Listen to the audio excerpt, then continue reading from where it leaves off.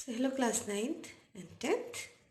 सो बच्चों, अब हम पढ़ने जा रहे हैं आपकी कहानी अपना अपना भाग्य, जो कि आपके पेज नंबर 26 पर पाई जाती है। सो अपना अपना भाग्य बच्चों, प्रत्येक कहानी की रचना का कोई ना कोई उद्देश्य अवश्य होता है और बिना किसी उद्देश्य के कहानी की रचना करना असंभव है। तो इस कहानी में लेखक ने जीवन के यथार्थ को दर्शाया है। इस कहानी में कहानीकार ने गरीब बालक की मजबूरी की समस्या को कलात्मक एवं प्रभावशाली ढंग से प्रस्तुत किया है। और अपना अपना भाग्य कहानी का उद्देश्य यह दर्शाना है कि जहाँ एक और भयंकर गरीबी और भूखमरी है, वहीं दूसरी ओर लोगों में गरीबी के प्रति कठोरता और क्रूरता है।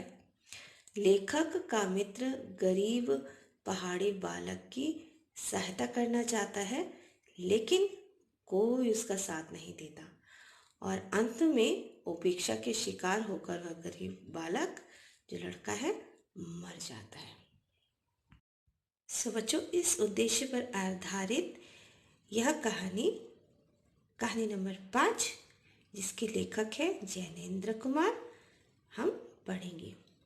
बहुत कुछ निरुद्देश्य घूम चुकने पर हम सड़क के किनारे बेंच पर बैठ गए। नैनीताल की संध्या धीरे धीरे उतर रही थी।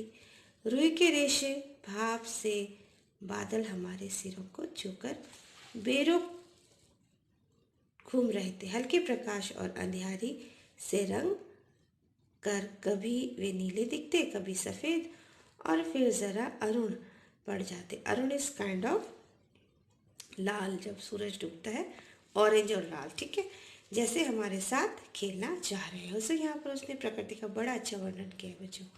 बादल को कैसे बोल रहे हैं? रुई के रेशे, ठीक है।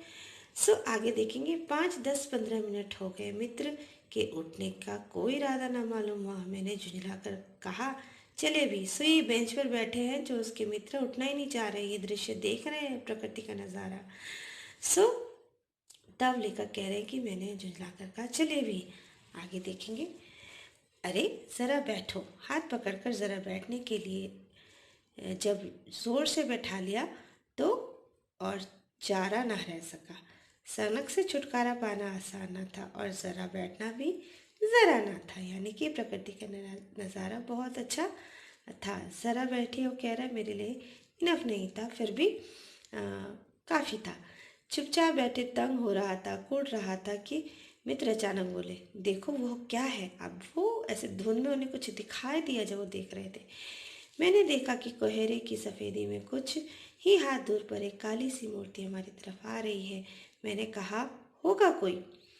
3 गज की दूरी से दिख पड़ा एक लड़का, सिर के बड़े बड़े बाल खुजलाता चला आ रहा था। नंगे पैर, नंगे सिर, एक मैली सी कमीज लटकाए। पैर उसके ना जाने कहाँ पड़ रहे थे और वह ना जाने कहाँ जा रहा था, कहाँ जाना चाहता था। ना दायां था ना बायां था।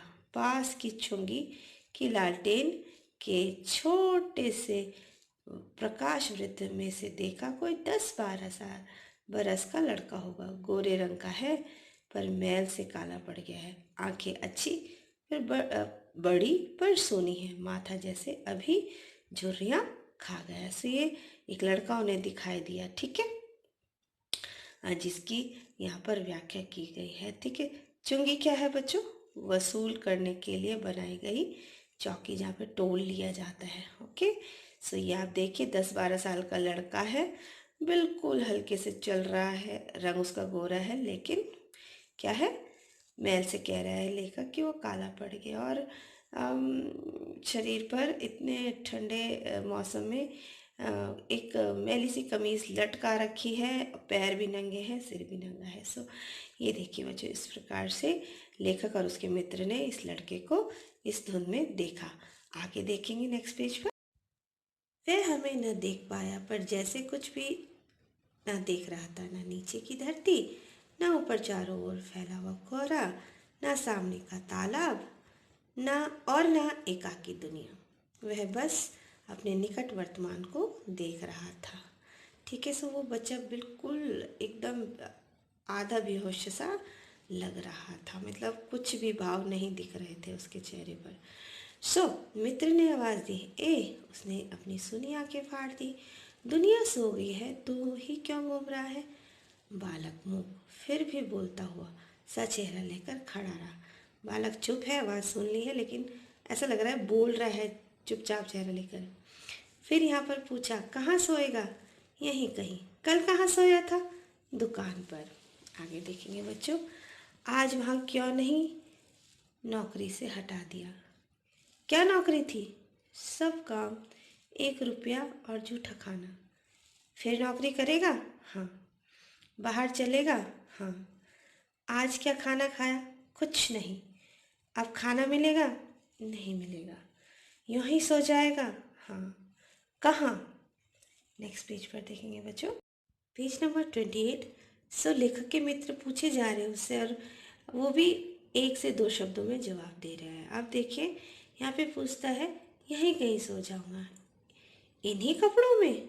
बालक फिर आंखों से बोलकर मूक यानी कि चुपचाप खड़ा रहा। आंख को मानो बोलती थी, यह भी कैसा मूर्ख प्रश्न है। यानी कि जब तुझे दिख रहा है भाई मेरे पास एक ही कमीज़ है, तो ये कैसा सा प्रश्न कर रहा है, मतलब ऐसा लगा।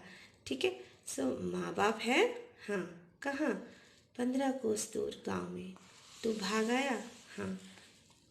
क्यों?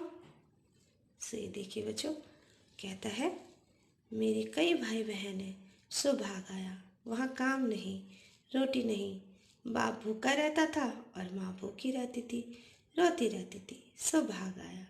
एक और साथी और था एक साथी और था, उसी उसी गांव का था, मुझसे बड़ा। दोनों साथ यहाँ आए। अब वह अब नहीं है।